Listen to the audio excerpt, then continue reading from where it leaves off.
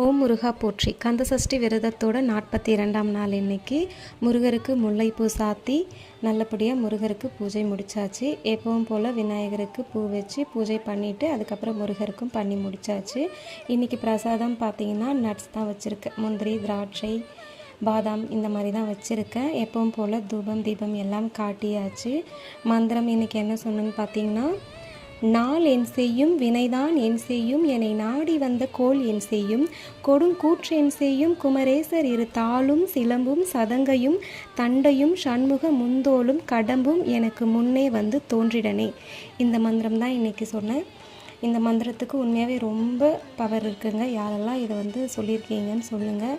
நீங்களும் இந்த மந்திரத்தை முருகர் முன்னாடி உட்காந்து சொல்லி பாருங்கள். உண்மையாகவே அப்படி ஒரு மன நிம்மதி அமைதி கிடைக்கும்.